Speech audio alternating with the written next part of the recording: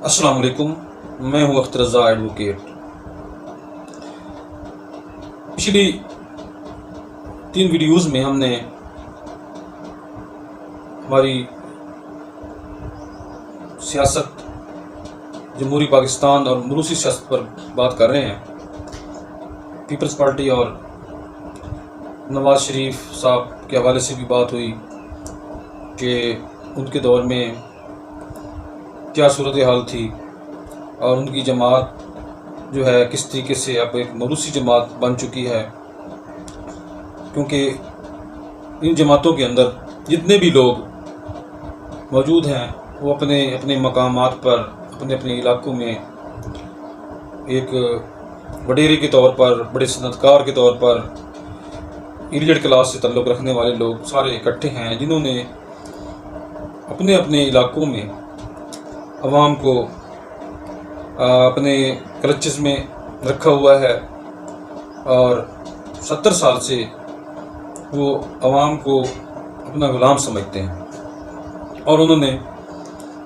इसी को हमेशा जारी रखा है। उनसे पहले उनके वालिदैन, उनके बड़े वडेरे चले आ रहे हैं और ये मुलूसी जिस तरह एक जायदाद वो विरासत में लेते हैं और फिर उनके बाद उनका बेटा और फिर उनका बेटा, इसी तरीके से ये सियासत में भी यही करते हैं कि अब फ़लाँ का बेटा आ गया है और ये अब फ़लाँ का बेटा आ गया है और उसी तरीके से उनकी तरबियत की जाती है और फिर वो इस सियासत को, इस कारोबार को, इस धंधे को जारी रखे हुए हैं क़याम पाकिस्तान से लेकर आज तक। यही लोग हैं जो सियासत के ऊंचे ऐवानों तक पहुंच चुके हैं और वहाँ पर भी अब इन्होंने अपनी गिरफ्त मजबूत कर ली है। इनकी आगे रिश्तेदारियाँ इतनी मजबूत हो चुकी हैं, ताल्लुकात इतने मजबूत हो चुके हैं कि न सिर्फ हुकूमत बल्कि मुख्तलिफ़ अदारों में भी ये अपने मफादात का तहफ़्फ़ुज़ करते हैं और इनके लिए सबसे बड़ा मफाद जो होता है, इनके ज़ाती मफाद होता है और उसी का ये तहफ़्फ़ुज़ करते हैं। अवाम के लिए कोई दर्द इनके दिल में नहीं होता, ना ही ये अवाम के लिए तड़पते हैं, ना ही इनके दिल में कोई कुरान और हदीस और अल्लाह रसूल का कोई डर या उनकी मोहब्बत होती है जिसकी वजह से ये अवाम की खिदमत करें। बल्कि बाज़ दफ़ा तो ऐसे देखने में आया है कि अगर इनको कोई हाथ मिला ले तो ये फ़ौरन पहले तो हाथ नहीं मिलाते, नहीं तो फिर ये जाकर अपने हाथ भी धोते थे। ये इस तरह का ट्रेंड एक अरसे से चला आ रहा था और अब जिस तरह मैंने अर्ज़ किया कि ये स्टेटस को की दोनों जमातें जो थीं, इनकी मौजूदगी में तीसरी जमात नहीं आ सकती थी। इससे पहले जमात इस्लामी मुसलसल कोशिश करती रही कि इस स्टेटस को तोड़ा जाए, लेकिन जमात इस्लामी इस स्टेटस को तोड़ने में बुरी तरह नाकाम रही, क्योंकि उसकी वजह यही थी कि दीनी जमातों के हवाले से एक नेगेटिव जो सोच दी गई थी, इस वजह से आवाम उनके नज़दीक नहीं आना चाहते थे। हालांकि जमात इस्लामी के पास स्ट्रीट पावर और बहुत बड़ा जो है इंसानियत का बहुत बड़ा सैलाब जो है उसके साथ मौजूद है पाकिस्तान के अंदर भी बहरी, लेकिन जब वोट देने की बात होती है तो पता नहीं क्या वजह है कि लोग उनको अहमियत नहीं देते। हालांकि यही लोग उसकी मुनज़्ज़म होने के, बासूली होने के गीत गाते रहते हैं। तो ये हमारा शायद या तो कन्फ्लिक्ट ऑफ इंटरेस्ट है कि वो लोग हमारे मफाद जो है मफाद के मुताबिक नहीं चल सकते, जो हमने भी इन लोगों से वाबस्ता कर रखे हैं और वो थाने कचहरी के ही मफादात होते हैं शायद, जहाँ पर ये लोग हमें फंसा देते हैं पहले और फिर वहीं निकाल लेते हैं। बस इस तरह की एक सियासत बन गई है मुल्क में, जिसमें हम एक अंधेरे में हम चले जा रहे हैं और हमें कोई पता नहीं है कि हमारी मंजिल क्या है। अब इन जमात इस्लामी की नाकामी के बाद फिर तहरीक इंसाफ जो है वो इस स्टेटस को तोड़ने में कामयाब हो जाती है। स्टेटस को तोड़ने के बाद इमरान खान जो है, पहले तो जब इमरान खान जीत गया तो कहा जाता रहा कि इमरान खान को वज़ीर आज़म शायद ना बनाया जाए क्योंकि उसको इस्टेब्लिशमेंट पसंद नहीं कर रही या कोई इतराज़ात हैं या ऐसी कोई बात है। लेकिन क्योंकि इमरान खान जो है वो बंदा नहीं था जो इस तरह का बंदा हो जिस तरह के यहाँ पर रिक्वायर्ड होते हैं कि उनके सियासी बैकग्राउंड हो मजबूत, इस तरह का हो कि उसके पीछे कोई हाथ देने वाला खड़ा हो اور اس طرح کی جو ہوتی ہے اسٹیبلشمنٹ کا منظور نظر ہو. بہرحال عمران خان جب یہ بن گیا تو اس کے پاس اب جو ٹیم تھی باقاعدہ، جو جتنے بھی اس کے ایم این ایز تھے، جو بھی لوگ آئے ان کے ساتھ، ظاہر ہے وہ ایک روایتی سیاستدان تھے، ان پر بھی وہی اعتراضات تھے. کوئی نون لیگ سے آیا، کوئی کاف لیگ سے آیا، کوئی پیپلز پارٹی سے ٹوٹ کے آیا، اپنے اپنے مفادات لے کر آئے. لیکن ایک چیز جو قابل تعریف ہے وہ یہ ہے کہ عمران خان نے کسی کو ذاتی مفاد نہیں دیا، جس کی وجہ سے تحریک انصاف کے اندر عمران خان کے خلاف ایک طرح کی عمران خان کی شکایت پیدا ہونی شروع ہو گئی. لیکن عمران خان جو ہے اس پر اپنے نظریہ پر قائم رہا، اس نے کسی کو بھی ذاتی مفاد نہیں دیا. حتیٰ کہ جہانگیر ترین جیسے لوگ جو عمران خان کے بہت دوست تھے، علیم خان، ان پر اگر مقدمات بنے تو عمران خان نے کوئی حکومتی چینل استعمال نہیں کیا. اس نے کہا کہ آپ ان مقدمات کو فیس کریں اور کلین ہو کے ہیں. اس چیز نے جو مفاد پرست سیاستدان تھے ان پر بہت زد پڑی، اور انہوں نے کہا کہ عمران خان کے ساتھ رہ کر نہ وہ ذاتی مفاد حاصل کر سکتے ہیں اور نہ ہی ان کو کوئی قانونی تحفظ مل سکتا ہے جو کہ ایک کرپٹ سیاستدان کو ملنا چاہیے. یہاں پر انہیں ان سیاستدانوں کو یہاں پہ تحفظ نہیں ملا تو وہ لوگ جو ہے وہ کسی نہ کسی طریقے سے عمران خان کی حکومت سے نکلنا چاہتے تھے، اور وہ مناسب وقت کے انتظار میں تھے کہ کیسے ہم یہاں سے نکل جائیں. جب سے عمران خان کی حکومت آئی ہے، پھر ان ساری جماعتوں نے عمران خان کو، اس کی حکومت کو گرانے کی مسلسل کوشش کرتے رہے ہیں.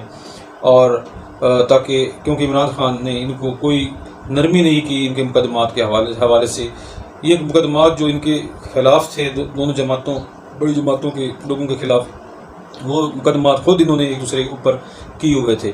لیکن عمران خان نے کہا کہ آپ لوگ فیس کریں، میرٹ پہ آئیں، اور اس نے باقاعدہ کہا کہ وہ کرپٹ لوگوں کو کبھی تحفظ نہیں دے گا. ان کو ایک قانونی عمل سے گزرنا پڑے گا. عدالتیں ان کو اگر باعزت بری کرتی ہیں تو عمران خان کو کوئی اعتراض نہیں ہوگا. اس چیز نے پاکستان کے اندر موجود جو طاقتیں ہیں، جو یہ فیوڈلزم ہے، فیوڈل ہیں، یہ جو دوسری سیاسی طاقتیں ہیں اور ہڈن جو پاورز ہیں، ان کے مفادات پر جو زد پڑنے لگی تو یہ لوگ عمران خان کے خلاف شروع سے ایک طرح کی پلاننگ اور سازشیں شروع ہو چکی تھیں. اب ان کو کسی بڑی سازش کی ضرورت تھی. بات موروثی سیاست کی چونکہ ہو رہی ہے تو عمران خان نے اپنی سیاست، اپنی جماعت کے اندر اپنے بچوں کو سیاست میں بالکل ہی نہیں لے کے آیا. نہ ہی اس نے کہا کہ میرے بیٹے سیاست اب کریں گے. اب تک نہ ہی اس نے کسی اپنی اولاد کو متعارف کرایا ہے، نہ اپنی قریبی رشتہ دار کو انٹروڈیوس کرایا ہے، نہ ہی بڑے عہدوں پر اپنے رشتہ داروں کو اس نے اب تک کوئی عہدہ دیا ہے. یہ اس کی ایک واضح اس کا جو موقف تھا، اس کی تائید میں اس نے ایسا ہی کیا اور کر کے دکھایا.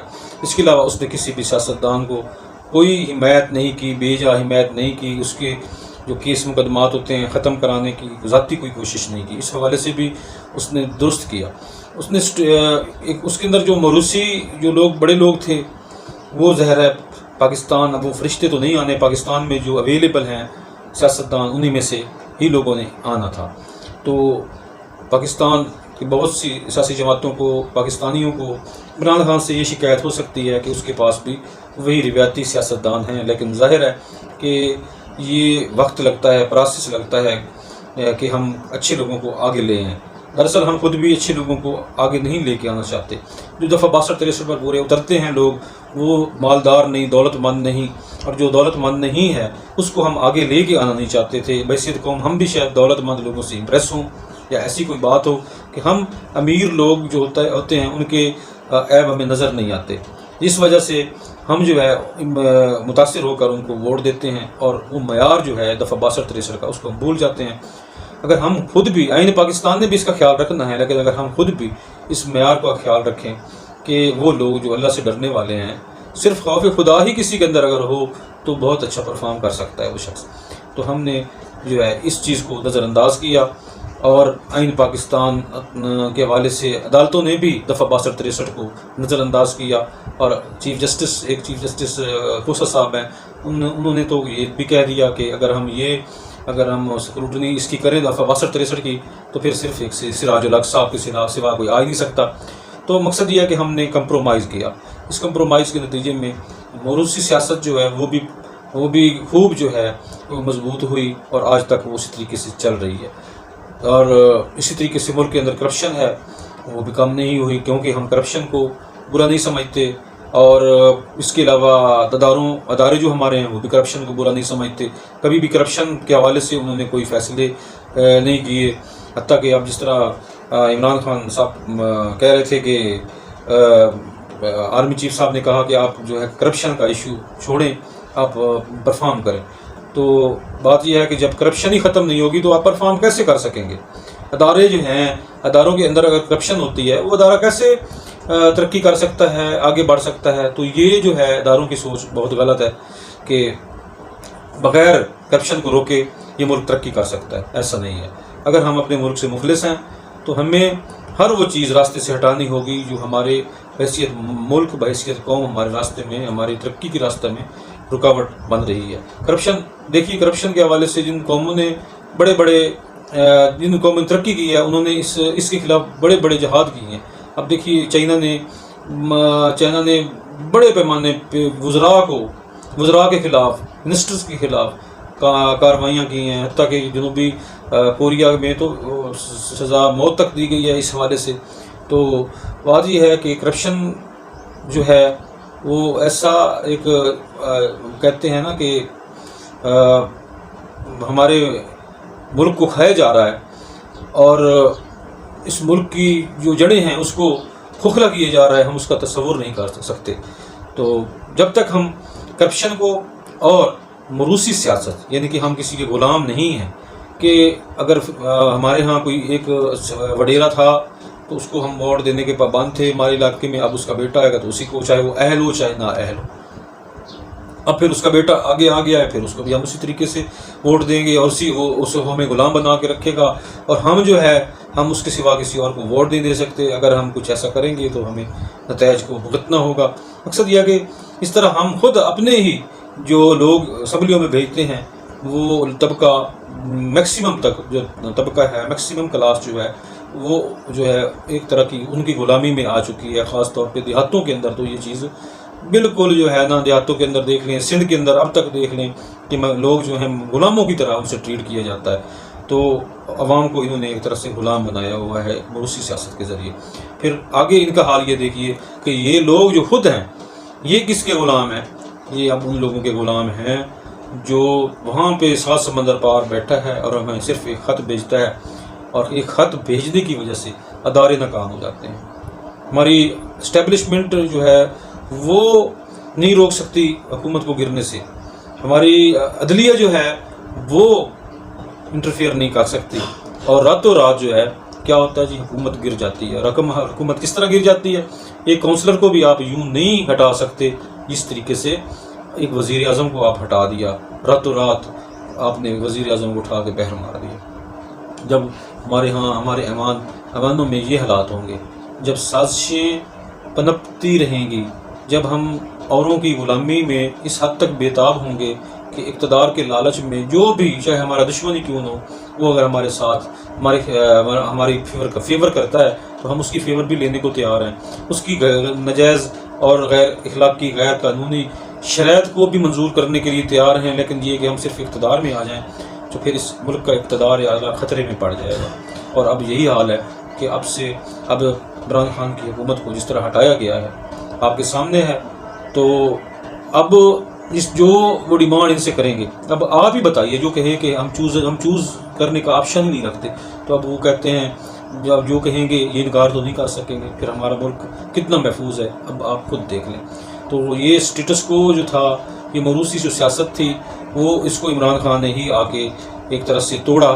اب یہ سلسلہ جاری رہنا چاہیے، اور جاری اس طرح رہنا چاہیے کہ اب ہم اس میں واپس نہ جائیں، بلکہ اب ہم جس طرح بحیثیت قوم کھڑے ہوئے ہیں، اب ہم اچھے لوگوں کو، نیک لوگوں کو، نہ صرف ایماندار لوگوں کو، خاص طور پر بہادر لوگوں کو آگے لے آئیں، جو ملک کے لیے کچھ کر گزرنے کا جذبہ رکھتے ہیں، جو ملک کو آگے لے جانے کا سوچتے ہوں، جو دولت اکٹھی کرنے والے نہ ہوں، جو حضرت ابوبکر کی طرح رضی اللہ عنہ کی طرح اپنا کاروبار جو ہے جب تک حکومت میں ہے کاروبار چھوڑ دیں، اور جو حضرت عمر فاروق کی طرح انصاف کے راستے میں کوئی دیوار اگر آتی ہے تو اس کو گرا دیں.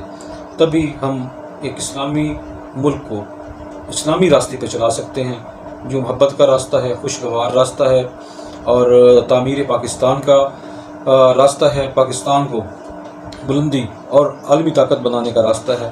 اگر آج ہم ایٹمی طاقت بن سکتے ہیں تو دنیا پر ہم معاشی طور پر بھی رول کر سکتے ہیں۔ یہ ساری جو پوٹینشل ہے پاکستان کے اندر موجود ہے، اس کے اندر تمام تر پاکستان کے اندر تمام تر اللہ تعالیٰ کی نعمتیں موجود ہیں۔ ہم جب بھی جس شعبے میں بھی ہم نے پرفارم کیا ہے، اللہ تعالیٰ نے ہمیں کامیابی دی ہے۔ انشاءاللہ اگر ہم لوگ اس راستے سے نہ ہٹ کے ایک صحیح راستے پہ چل پڑے، جو صراط مستقیم کا راستہ ہے، جو سیدھا راستہ ہے، اور ہم نے اپنے ذاتی مفاد کو چھوڑ دیا اور پاکستان کو اور قومی مفاد کو مقدم رکھا، تو راتوں رات یہ پاکستان دنیا پر ایک چمکتا ہوا ستارہ ثابت ہوگا۔ اللہ تعالی ہمارا حامی و ناصر ہو۔ فی امان اللہ۔